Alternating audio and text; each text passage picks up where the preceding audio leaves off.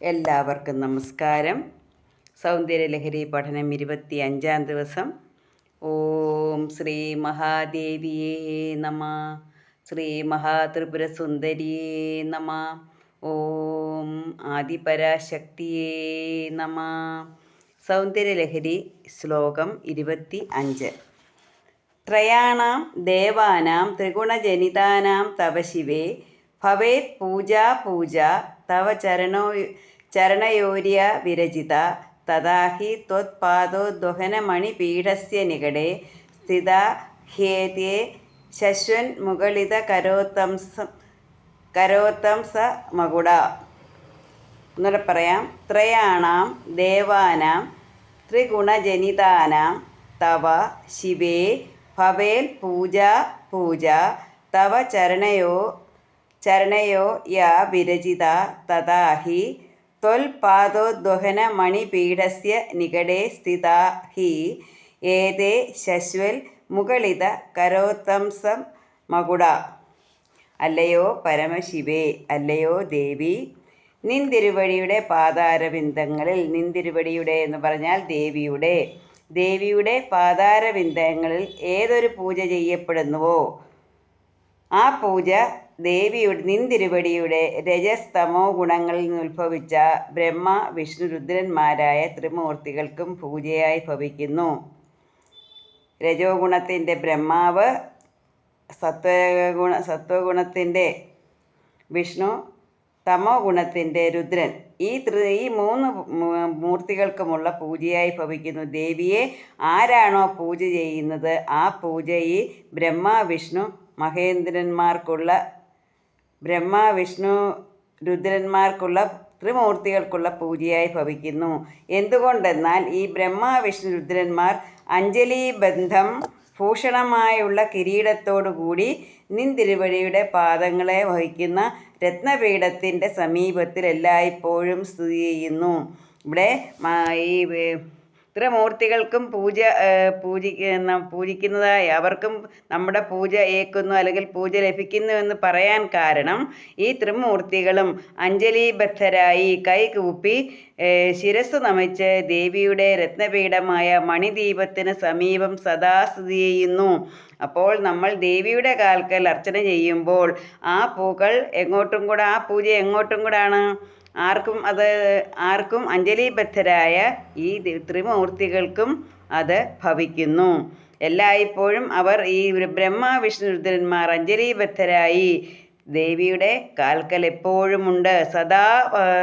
സദാ മണിപീഠത്തിൻ്റെ രത്നപീഠത്തിൻ്റെ മണിപീഠം, ദേവി ഇരിക്കുന്ന പീഠമാണ് മണിപീഠം. ആ രത്നപീഠത്തിൻ്റെ സമീപത്തിൽ എല്ലായ്പ്പോഴും സ്ഥിതി ചെയ്യുന്നു.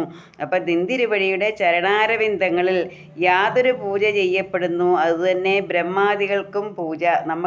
അവർക്ക് പ്രത്യേകം പൂജ ചെയ്യേണ്ട ആവശ്യമില്ല. ഈ ത്രിമൂർത്തികൾക്കും പ്രത്യേകം ബ്രഹ്മാവിനും വിഷ്ണുവിനും രുദ്രനും പ്രത്യേകം പൂജ ചെയ്യേണ്ട കാര്യമില്ല. നമ്മൾ ദേവിയെ മാത്രം പൂജിച്ചാൽ മതി. ആ പൂജകൾ ഇവർക്ക് ത്രിമൂർത്തികൾക്കുമുള്ള പൂജയാകുന്നു. അവർക്ക് പ്രത്യേകമായി വേറെ ഒരു പൂജ ചെയ്യേണ്ട ആവശ്യമില്ല. എന്തുകൊണ്ടെന്നാൽ അവർ സർവകാലവും മൂർധാവിൽ അഞ്ജലിബദ്ധം ചെയ്തുകൊണ്ട് നിന്തിരുവടിയുടെ പാതാരവിന്ദങ്ങളെ വഹിക്കുന്ന രത്നപീഠത്തിൻ്റെ സമീപത്തിൽ സ്ഥിതി ചെയ്യുന്നത് കൊണ്ട് ആ പാതാരവിന്ദങ്ങളിൽ അർച്ചിക്കുന്ന പുഷ്പാദികൾ ബ്രഹ്മവിഷ്ണുവാദികളുടെ ശിരസിലും പതിക്കുന്നുവെന്ന് സാരം. എന്ന് പറഞ്ഞാൽ ഈ പ്രപഞ്ചം മുഴുവൻ നിറഞ്ഞു നിൽക്കുന്ന ദേവിയെ മാത്രം നമ്മൾ പൂജിച്ചാൽ മതി.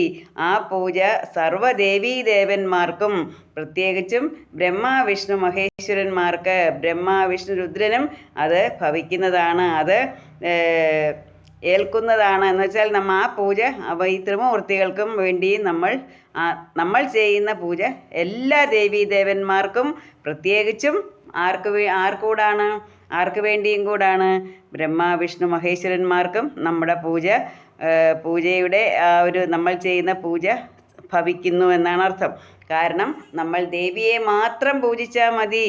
ഈ ഈ പ്രപഞ്ച നായികയായ, പ്രപഞ്ച ദേവതയായ, പ്രപഞ്ചത്തിൻ്റെ മാതാവായ ദേവിയെ മാത്രം നമ്മൾ പൂജ ചെയ്താൽ മതി. ആ പൂജ ആർക്ക് വേണ്ടിയും കൂടെയുള്ള പൂജയായി ഭവിക്കുന്നു, ത്രിമൂർത്തികൾക്കുമുള്ള പൂജയായി ഭവിക്കുന്നു. അപ്പം ഈ പ്രപഞ്ചത്തിലുള്ള എല്ലാ ദേവീദേവന്മാരെയും പ്രത്യേകം പൂജ ചെയ്യേണ്ട ആവശ്യമില്ല.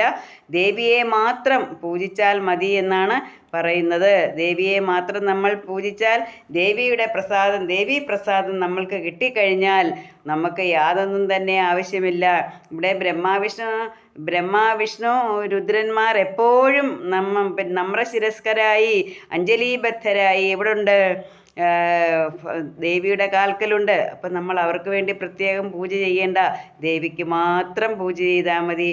അപ്പോൾ എന്താണ് വേണ്ടത്? നമ്മൾ ദേവിയെ ആരാധിക്കുക, വിശ്വസിക്കുക.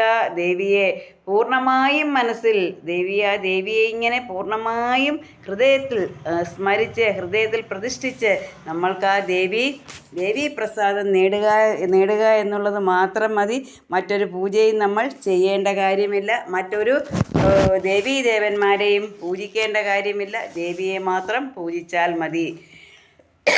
ത്രയാണാം ദേവാനാം ത്രിഗുണജനിതാനാം തവ ശിവേ ഭവേത് പൂജ തവ ചരണയോര്യാ വിരചിത തഥാ ഹി ത്വത്പാദോദ്വഹന മണിപീഠസ്യ നികടേ സ്ഥിതാ ഹേദേ ശശ്വന്മുകളിത